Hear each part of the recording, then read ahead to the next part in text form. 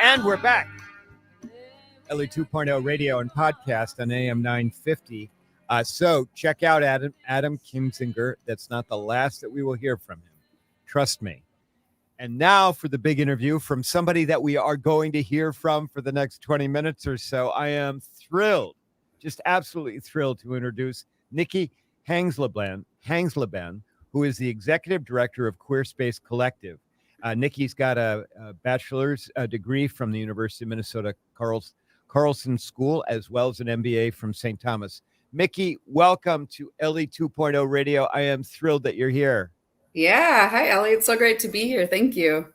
Oh, yeah. And we should let the audience know that you and I met each other not very long ago, just a couple of weeks ago. We were on a panel together out in Golden Valley.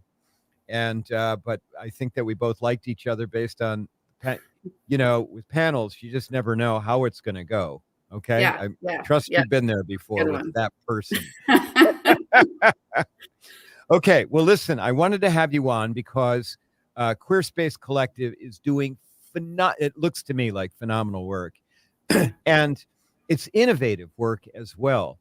So why don't we just start out? Why don't you tell the audience, what is Queer Space Collective? How did it come about? And, and you got you're like raising money for a big project. So what's going on? Yeah. Again, thanks for having me on the show. Queer Space Collective. So our mission is to create space for LGBTQ plus youth to feel safe and empowered to be their true selves. We launched in April of 2021. I was working on my MBA and was seeing a lot of the challenges that our young people were facing around suicidal ideation and depression, and we're in the middle of the pandemic. And so started talking to community about what kind of mentorship programs exist for our queer and trans youth, and heard there were none. And so it just started to gain momentum. And so we launched in April of 2021 and started with a mentorship program. And that's been kind of our primary focus. We've added on training and inclusivity training, and I'd love to chat more about that too. And in the fall, we are opening an LGBTQIA plus youth center right in the heart of Minneapolis. We don't have any youth centers, I don't think even across the Midwest, that support young people under the age of 18. So most LGBTQ centers are either in bigger cities, they serve adults, or they serve kind of college-aged youth. And so we're really excited to be opening this space. And lots of good stuff happening. Well, let's talk about the mentorship program, because mentorship is incredibly important. I've been a mentor to a number of people. I just talked to yesterday a transgender law student who had never met a trans lawyer before and reached out to me and asked if we could meet. Cool. So there may be a mentorship that'll come out of that. But, so we're all familiar. Most of us are familiar with Big Brothers, Big Sisters, which is also a mentorship program where you match a big with a little, and, they get together, they do some, activities like, sports or go out for meals or go to play, the arts or stuff like that. Tell us, is Queer Space Collective, is it, analogous to Big Brothers, Big Sisters, what you're trying to do? Yeah, definitely. We have two programs. We have two mentorship programs. One is our one-on-one mentorship program, which is very much like Big Brothers, Big Sisters. I sometimes call it the queer version of Big Brothers, Big Sisters. Okay. And they meet out in the community. We match them based on interests, based on identity, orientation, location. There's a whole host of things. And then we give the young person the right to choose, incorporating their voice on who do they want to be their mentor. Like you said, someone reached out to you who is a lawyer and is trans or wants to be a lawyer and wanted to meet a trans lawyer, right? Because you have that unique identity and that experience. So we match based on a lot of factors. And then we do a lot of group events because we know that young people want to meet other peers, that they want to see other thriving queer and trans adults in the community. So we do a lot of group events as well. And then we have our youth workshops, which is more of a group mentoring model. And this we started last year. A lot of the, we got some funding from Blue Cross Blue Shield, which is super generous. And it's kind of like community ed for queer kids. So we partner with local organizations. So we just wrapped up a summer camp with Film North where we bring in LGBTQIA mentors, and then we bring a bunch of our kids, and we do like a week-long camp program where they built films around identity and orientation. We've partnered with Bryant Lake Bowl to do a bowling initiative. We are doing a blacksmithing initiative coming up in a few weeks. And Did you say Did you say blacksmithing? Yes. Yeah, we found like a queer blacksmither in North Minneapolis. And then we're going to do a DJ initiative with Shannon Blowtorch, who's like an amazing local DJ here. So that's another way to like build community, because not all kids want to have that one-on-one mentor. Some just need more access to more queer peers and, young people in their lives. So let me dig a little bit deeper into the mentorship program. Okay. So what is the age range for the youth that are on that side of the equation, the mentees? So the mentees are ages 12 to 17 and are primarily referred in by either their caregivers or parents or a social worker or a therapist or someone in the community who sees that they need some additional support in their lives. And I'm assuming, just based on what you just said, that excuse me, that you have to have parent or caregiver consent for the youth. It's not like, as you and I both know, there are unfortunately a large number of queer kids in families where the parents, at least one, maybe both, are unaccepting and unapproving. Yep. I'm assuming in that instance, the youth can't just ask to be a mentee. Am I right about that? You're totally right. They can ask, but they do have to have parent permission. Yeah. So we know that's a big barrier, and that is why we're opening up the center in the fall. And we're going to have hours of operation where it's just come and hang out, and you don't have to have parent permission. It's like hanging out at the YMCA or Boys and Girls Club, like very much a community center. And then we'll have programming for them in this space. Okay, I'm going to get to that. The center is like a whole different thing I want to talk to you about. It's such an exciting idea and concept. But because we may on this show have families with queer kids, okay? Mm-hmm. And if they're listening to the show, I'm assuming they're accepting, okay, because they know who I am. But we also may have some queer adults. Mm-hmm. So what's the age range for your adult mentors for the program? Thanks for asking. Mentors are ages 25 and up. And we do thorough background checks, and you can apply and again, share all of your interests and why you want to be a mentor. And it's a little, there's training. It's pretty rigorous. We need to make sure that we're bringing in safe lives of these young folks. So I might have cut out there for a second. Yeah, we had a little bit of buffering, but that's okay. I think we got the gist. Can you give us an idea how many matches do you have going on right at the moment? Is it 10? Is it, like 50? I think we're currently supporting 50 matches. All right, well, that's a great number. That really is. Yeah. Now, one more question. I'm sorry about being so thorough here, but I really, this is such a public service as well. And what's your geographic area? So I'm out in Victoria. Okay. Mm-hmm. I'm out in like Carver County, red to purple Carver County. Are you accepting mentor? You're getting a gist here, aren't you? Yeah. Are you accepting mentors that far away or mentees that far away? Or do they have to be like in Hennepin and Ramsey counties? So we're Twin City Metro. So we've had kids as far as St. Boniface all the way to Stillwater, and I think even up to Ham Lake. And then we also have a St. Cloud queer space also. And we're not doing one-on-one mentorship there. We're doing more of the group mentorship model, youth workshops in St. Cloud, because of a variety of reasons of that community. It's a little bit different. So we've created a structure that works for there. So yes, Ellie, we would love for you to sign up to be a mentor.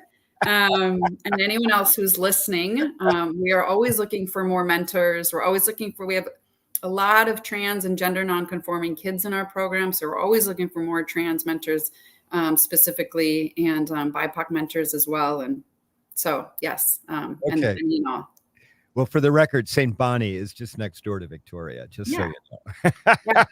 The kids are coming from everywhere. So, sometimes if you're a little bit further out, it can be a longer wait to find Yeah, someone who's close enough because, if it's too much driving, then it becomes a barrier for the mentor and then no one's set up for success. So we work really hard on, a lot of that. But a lot of caregivers, they want this for their kids. So they're often willing to help with driving and drop kids, off at like meeting points in between. We do a lot of right, that also. right. Okay. All right. Well, that's great about the mentorship. Let's talk about the gathering space, because are you fundraising for this space, or have you already got the money and you're building it out? So another great question. Thank you.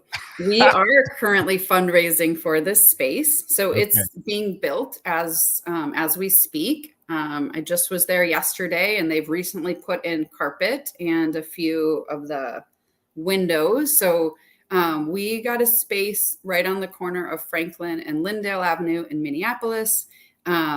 It was a gutted building that we've totally been reworking to work for our space. We have our own private special little entrance, and in that it's going to be very much a flex space where we can host big group events. We can have it open to the public so young people can just come and hang out and grab a coffee or get some resources, or maybe they need a hygiene kit where our intention is to really have a lot of support there, and then also just tap into other organizations. And really we do a lot of partnering. So if someone comes and they need support on gender affirming care, we can refer them over to Family Tree Clinic and our partners over there. Right. Yeah. So Okay. we're in the middle of a campaign. We have raised, so our Create the Space campaign is $650,000. We've raised over half of it to date, and are hoping to raise the rest of it by the end of the year. Okay. Hold on. Yes. Let's tell people how they could donate to that, because it's such a rock star. It sounds like, the whole nonprofit seems like such a rock star concept. But if somebody wants to hey, I want to give some money to this place, what do they do? Yes, you can go to our website, queerspacecollective.org, and donate there. You can do a general donation, or there's a full page and a link to donate specifically to this new youth center in this new space. And if you want to talk to myself or someone on the team, you can also reach out at info at queerspacecollective.org, and let us know you'd like to have a conversation, or you want to we're looking for significant donations. We're looking for smaller, like anything and everything in between. And we'd love to chat with you all more about it. Great. Yeah. Thank you. Now let's talk about the part of Queer Space Collective that's competing with Ellie Crew. And that would We're not competing. that would be your training. We're working together on the same end goal to raise awareness and inclusivity. But yeah, so we have Queer Space Training Institute, and that's where we do our LGBTQIA plus inclusivity training. The reason we started this is about a year into our programming, the YMCA reached out and they said, we have all of these summer camps and we would love for you to come and train our camp counselors on how to create more inclusive spaces at camp. And so what a great idea. Yeah. And most of the young people, they've been they know they're inclusive, but they don't always know how, what are the rules of the camp? How do you navigate parents who don't necessarily support? Right. How do you deal with bullying? So just giving them more tools on how to create those inclusive spaces. And then we thought, oh, this is brilliant. This is a way that if we build this up, we can have more of that system level impact. That's not the deep direct service, mentorship, but can help create more inclusive spaces for young people everywhere. So we've worked with over 100 organizations. We just wrapped up a big project with Best Buy last year and did training with all of their teen tech centers across the country. And again, it's usually well-intended people who want to know how to support queer and trans youth. They just don't always know or have the resources or tools. And so we help them on their learning journey and provide resources. And, we're always looking for consultants with special expertise, Ellie. So maybe when someone needs like the legal expertise, you can be one of our queer space consultants. And then ring me up. We'll see. Although on a serious note, I mean, I don't know about, you haven't been, I've been doing this work since 2009 in one form or another. And it's historically has had its ups and downs. But I'm experiencing, and I'd be interested to hear what your team is experiencing. It is really, really a big down right now. I'm finding many organizations are very reluctant to do anything around anything that could be characterized as DEI, diversity, equity, and inclusion work, and certainly very reticent about having a transgender woman come and speak to their team members for fear that 1 out of 100 people is going to be upset. They don't know how to deal with that one person. Have you seen any kind of a downturn, or maybe things are just going still well on your end?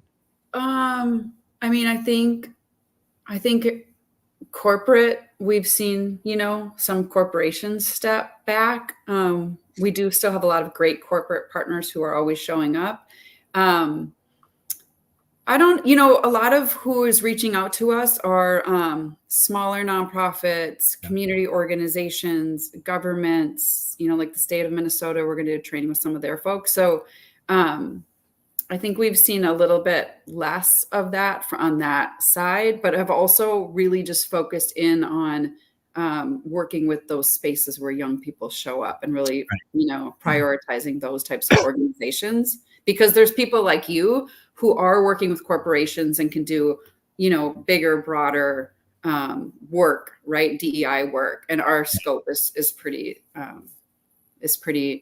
focused. Yeah. And that may be the distinguishing factor. I don't know. We'll see, but my audience has heard me lament about how things have slowed down. And, and of course, just within the last 2 weeks, we've had Harley Davidson and John Deere, and now the maker of, I think Jim Beam has decided, I read yesterday, decided that they're pulling back, no more DEI work of any kind. Yeah. So, really unfortunate. Yeah, it is. It is. Back, right. So let's, for a minute here, let's just talk about what it means to be a queer kid in America right now, and particularly in the Twin Cities.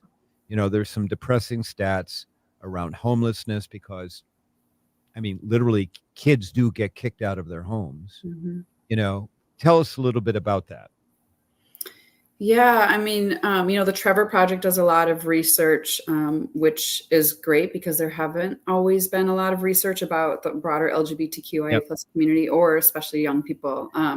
Let me stop you. For a listener, Trevor's Project is literally a lifeline. It is a suicide prevention organization, but they do other things. But their key goal is to be suicide prevention for LGBTQ youth and adults. Yep. And they have a lot of resources on their page or on their websites.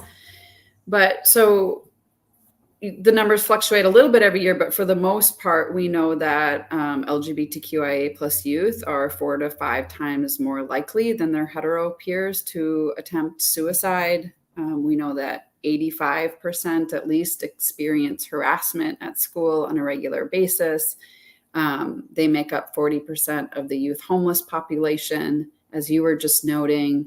But we also know that if an LGBTQIA plus youth has at least one supportive adult in their life, then suicide rates go down by 40%. Okay. Which is really powerful and furthers why mentorship is so important. Absolutely. All right. Well, I'm watching our time. So, Nikki, I told you this off air. Every person we have on, because this show is about idealism, about people trying to make positive differences in the world. And obviously, you are this matriarch, hope I can use that phrase, of this organization. You are the founder, you are leading it. You had a vision. You have built it. My hat is off to you. You've taken it from zero in 3 years to like, holy cow. Okay, so way to go, way to Thank you. go. Um, do you consider yourself an idealist? And if you do, okay, how did you get there? What was it about your makeup or somebody in your life or what happened to you to cause you to be idealistic? Yeah, that's a big question. I could feel like I could talk about that for an hour. I definitely feel like I'm an idealist. I My grandmother was always like just really heart open and positive, and always just sees all the beauty in life. And so I feel like it's part of my DNA and my genes, and my mom has that energy. But I remember even as a kid during, in the 80s, when in the famines in Ethiopia, I remember being like really shook by that. I was a young kid, but I just saw that, and I just remember feeling like that, like the injustice of that, and how we were so privileged. And just so identified that at a really young age.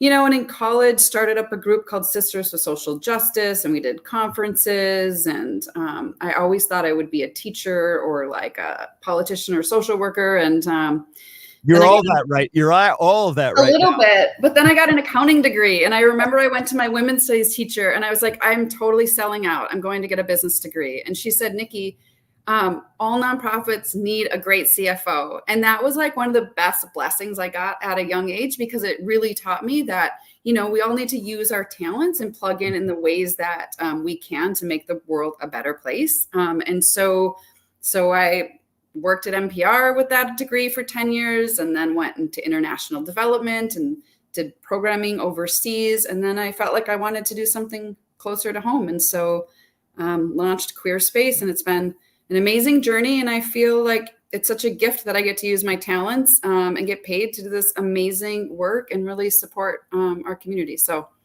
I feel, yes, grateful, and definitely an idealist, because I do think if we all contribute a little bit, like that's where we can affect change for sure. Absolutely. Well, I'm grateful for you, Nikki. And I'm grateful that you were bold enough to just say, "I've got this idea, and I'm going to take it and go forward." And the history with many nonprofits is they fold after just a few years. Mhm. It seems like you've been able to navigate that tricky course. So my hat is off to you. Thank Okay. you. Thank you. And if there's anything that Ellie Krug can ever do for Queer Space Collective, will you reach out to me? Okay. I believe in what you're doing and what your mission is. And I look forward to hearing more in the future about all the great work that you and your team are doing. Awesome. Thanks, Ellie. Really appreciate you as well and all the work you're doing. And yeah, I'm so glad we met a few weeks ago. Like I said, I've seen you out there, and I'm like, oh, she looks cool. I got to connect with her someday. So what a treat. And then I got to be on your show. So thank you. You're welcome. You're welcome. Okay. Well, thanks, Nikki. All right, listeners, we've been speaking with Nikki Hangsleben, who is the executive director of Queer Space Collective. Go check them out at queerspacecollective.org. And if you can, think about, contributing a few bucks. All right. When we come back from our break, we're going to do my C block, where I talk about my work as an idealist. And you're listening to me, Ellie Krug, on AM 950, Ellie 2.0 radio. If you like what you hear, go visit my website at elliekrug.com. We'll be back in a sec.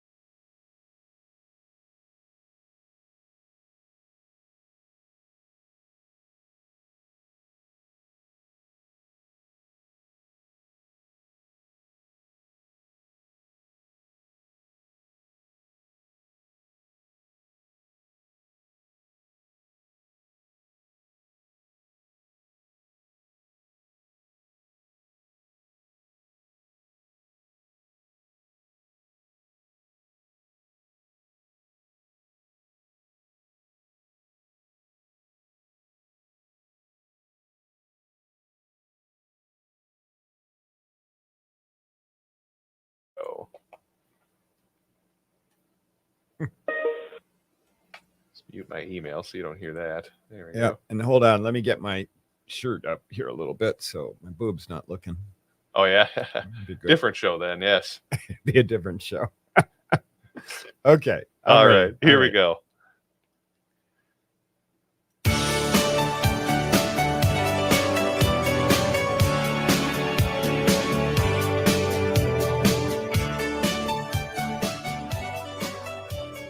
Hello,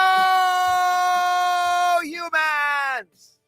It's me, Ellie Krug, with Ellie 2.0 radio and podcast on AM 950. And wow, do I need to start off by apologizing to my regular listeners, because last week I screwed up and I said, that this week would be a best of Ellie taped show. And you know what? In my head last week, I was thinking this weekend was Labor Day, which of course it's not. Next weekend will be Labor Day. So you are getting a freshly minted show. You are. So I am just thrilled to be back to you, giving you the, good stuff. It's good stuff. It's like the best of me, but it's like a real show. So next week, you're going to get a best of, because the station shuts down on the holidays. So there you go. All right. Whew, I'm glad I got all that out of the way. All right. What are we doing today? What are we going to do today, Ellie? Well, what in the world can I say after 4 days of the Democratic National Convention? I mean, what can I say? Okay, with its dozens of incredible speakers. Some of the speeches during the DNC will go down in the history books for the ages. Some of them will. I mean, my God, Michelle Obama, are you kidding me? Barack Obama, huh? I mean, just some really, really rock star speeches. Oprah. But in a moment, I'm going to highlight one of those speakers. I am. However, as to today's show, okay, the big interview is with Nikki Hangsleben, who is the executive director of an LGBTQ plus youth mentoring nonprofit. And in my C block, I'm giving you the roadmap here, just so you know. And in my C block, I'll share about an incredible experience I had with a workshop that I did just this week. But let's get to the DNC speaker, and let's get to who is our idealist of the week. All right. I'm speaking of the former Illinois Congressman, Adam Kinzinger. Yes, I know. For some, Adam Kinzinger was, and, maybe because he was a Republican, people listening to this are going to just discount what I'm going to say. And you know what?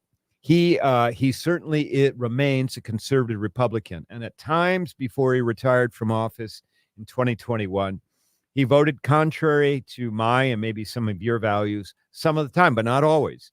He's always been a champion of LGBTQ plus rights. He has. He's also, I mean, he was in favor of abortion access. I mean, so, not entirely. Okay. All right. Is he been off like in like right land?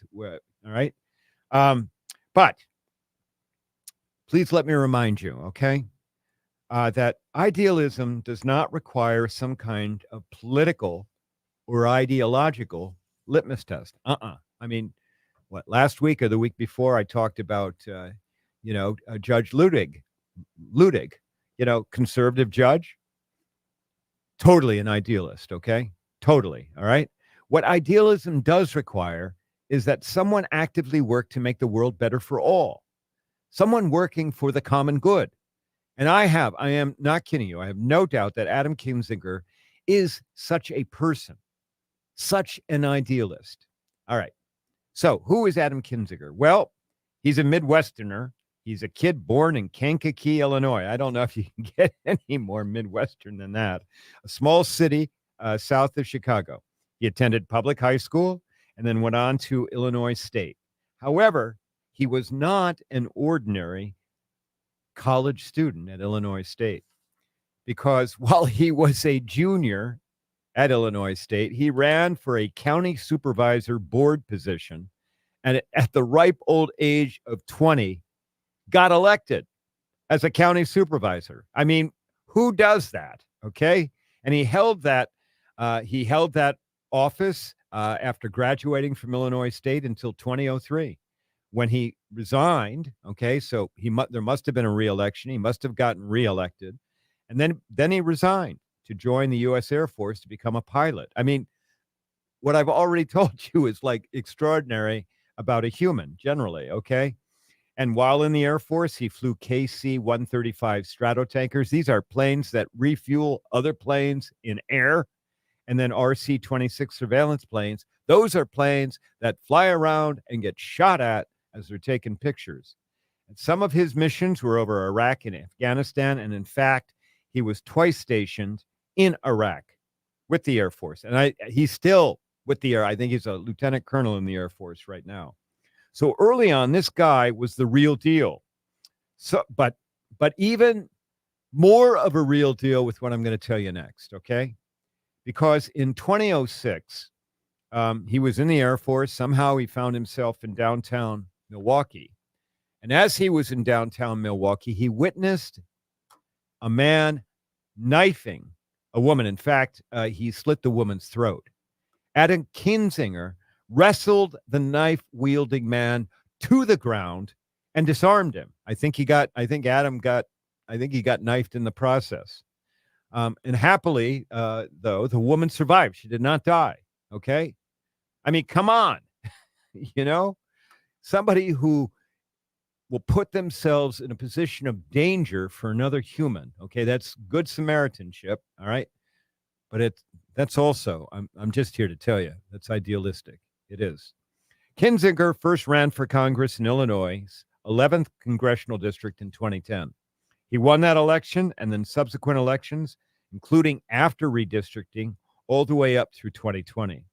But what makes Adam Kinzinger most of all an idealist, and why I am highlighting him this week, is that way back in 2016, when the MAGA movement was it was crawling, it was barely born, Kinzinger publicly announced that he wouldn't support Donald Trump for president. Kinzinger continued that position of not supporting Trump, that public disloyalty, all the way through Kinzinger's remaining congressional career. Now think about this. This guy could have taken the easy road. He could have just been silent, without, dissing Trump. He could have just been silent, kind of went along, and then would never have gotten into the crosshairs. That's probably the right phrase, of the MAGA movement. But no, Kinzinger was vocal. Trump was wrong for the country. He wasn't going to support Trump. Trump was bad. He'd be bad president. Of course, he got elected. Now, many of you know that of Adam Kinzinger because he was one of two Republican House members, the other being Liz Cheney, who were named to the House Committee on the January 6th attack on Congress. In fact, the J6 committee, on that committee, Kinzinger so believed. Hold on a second, Ellie. Read your notes, will you? Just read them right, will you? Okay. Strike everything I just said to you. Now I'm being the lawyer. On January 6th, in fact, on the actual day of January 6th, Kinzinger so believed that something bad would happen that day that he advised his staff not to come into work on the 6th. Told his wife, I don't want you to come to the ratification ceremony, because he had a bad feeling about what was going to go on. He brought his gun. He brought his .38 caliber automatic to work to protect himself. And he had that loaded pistol on his desk as things were going awry, as things were falling apart in the House. He did. Now, Kinzinger's role on the J6 committee led him and Cheney to being censured by the Republican National Committee. And so just so you know that, okay, on January 7th, so I'm like kicking back and forth here, on January 7th, the day after the Capitol was stormed, Kinzinger was the first Republican member of the House to call for Donald Trump's removal from office by the 25th Amendment. Again, this guy, fearless. He believes in certain things that are right. And subsequently, of course, he was one of the 10 Republicans who voted to impeach Donald Trump. No, hold on. no, it was more than 10 in the House, but there were 10 senators, Republican senators who voted to impeach him, but that wasn't enough. Later in early 2020, Kinzinger launched a PAC called the Country First PAC, which was meant to reform the Republican Party and rebut far-right conspiracies, including QAnon. Now, after leaving office, because he resigned, he said, I'm not gonna run again. After it became clear he probably wouldn't be reelected, he was going to be primaried, of course. But the guy that wasn't going to go through all of that. After leaving office in early 2022, he wrote a book about defending America. No, it would have been early 2023. He wrote a book about defending America for Trump. He also became a paid CNN contributor. Okay. Now, some of you may have caught, you caught the DNC, you caught all of the speeches, but I want to make my point here about Adam Kinzinger. And in a second, Brett's going to play a clip from part of his DNC speech on Thursday night. Now, noteworthy, he was one of the last speakers before Vice President Kamala started to speak. Now, that is like one of the most esteemed speaking slots. Okay. The people who spoke the first night, at 6 o'clock, we like you, but, we don't love you all as much as others. By the time you get to Thursday night and you're getting closer to the last slot, which would be Vice President Kamala. Okay. By the time you're getting that, these are speakers who are significant for the party in a variety of ways. And they brought him on, okay, to talk to disaffected Republicans. Now, okay, so as you listen to the clip that Brett's going to play, remember that often to be idealistic, one needs to speak bravely and fearlessly. All right? Listen to the clip, okay? Thank you.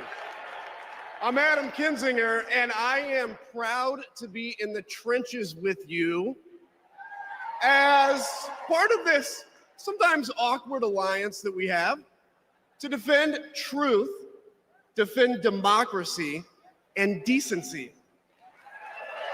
I was just a kid when I was drawn to the party of Ronald Reagan, to his vision of a strong America, the shining city on a hill. I was a Republican for 12 years in Congress, and I still hold on to the label. I never thought I'd be here, but listen, you never thought you'd see me here, did you? But I've learned something about the Democratic Party, and I want to let my fellow Republicans in on the secret. The Democrats are as patriotic as us.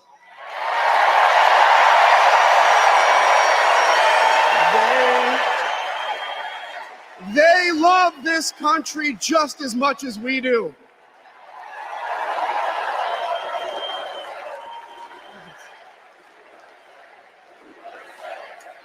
And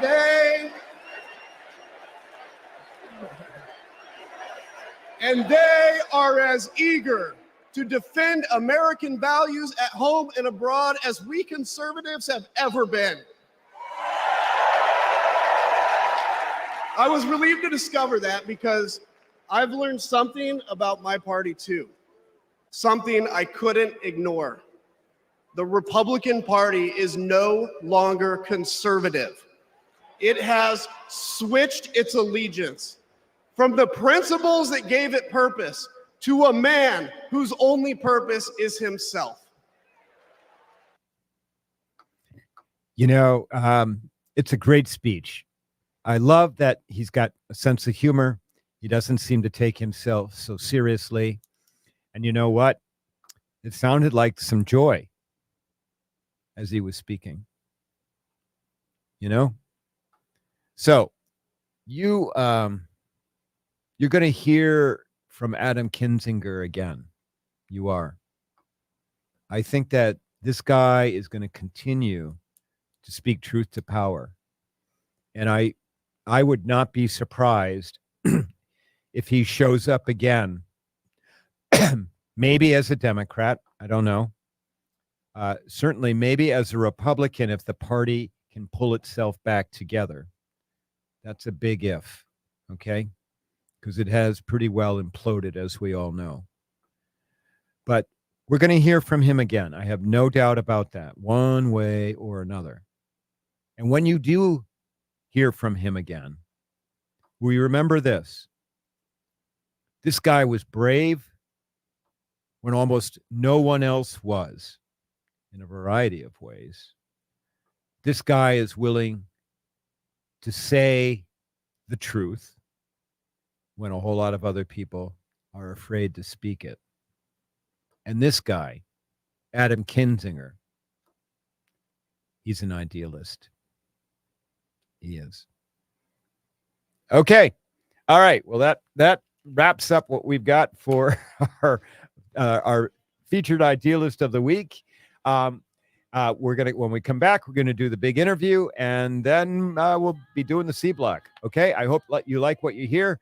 Follow me on Twitter. I'm still on Twitter. You can do that, or reach out and email me because I love hearing from my listeners. LEJKrug@gmail.com. We'll be back in a sec.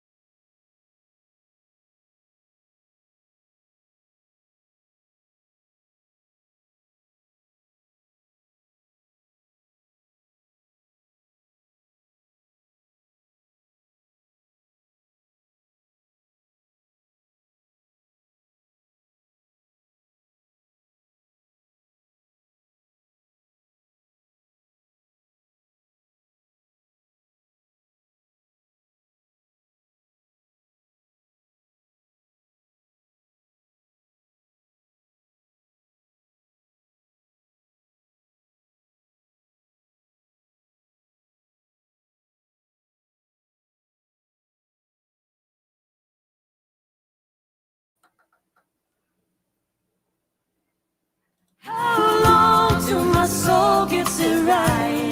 Will any human being ever reach that kind of light? I call on the resting And we're back. soul. Ellie 2.0 Radio, C Block, my work. Make sure you check out Queer Space Collective. Sounds like a really great organization. And if I can find the time, which I don't have right at the moment, still working on book 2, but I might be involved with that organization in one way or another. We'll see. Okay. All right. C Block, very limited amount of time. This is where I talk about my work. Before I forget, remember, Carver County Pride Festival will be taking place a week from today on the 31st of August in Waconia, at the fairgrounds of Waconia from 11 to 8. So make sure you go. Okay. I won't be there for a variety of reasons. I'm no longer on the board, and we don't need to go down that rabbit hole, but I'd like you to go. Okay. All right. Okay. Now, all right. So C Block, look, I did an online workshop this week for a healthcare organization with its frontline people. So these are like the receptionists when you come and, give your driver's license and your medical card, like the lab techs, some people in the office. Okay. These are frontline people who are interacting with LGBTQ plus people.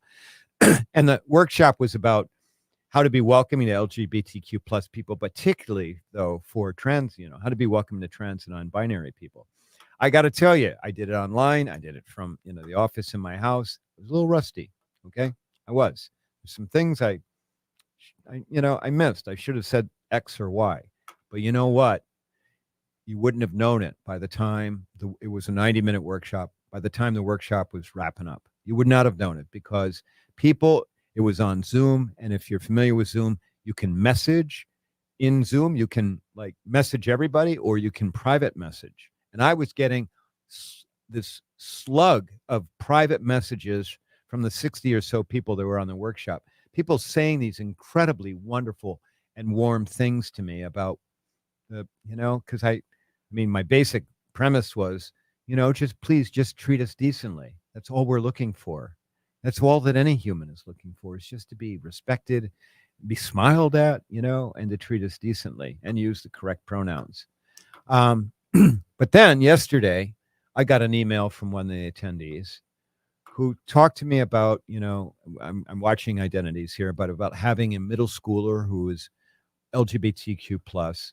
The person who was a woman, and she and her husband are accepting of their kid.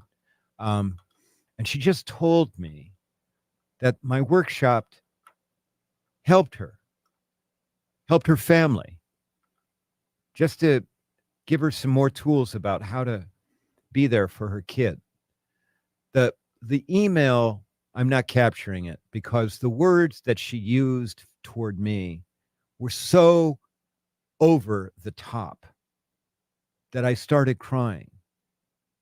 I did. I mean, rarely do I cry about anything, but they made me cry because they were so beautiful. And she was writing about me and my work.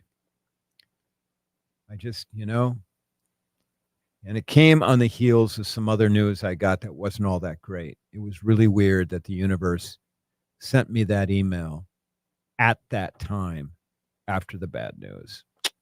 I don't know. That keeps happening in my life. All right. I got to watch my time. Big thanks to my producer, Brett Johnson, the best in the whole wide world. Thank you, Brett, for always being there for me.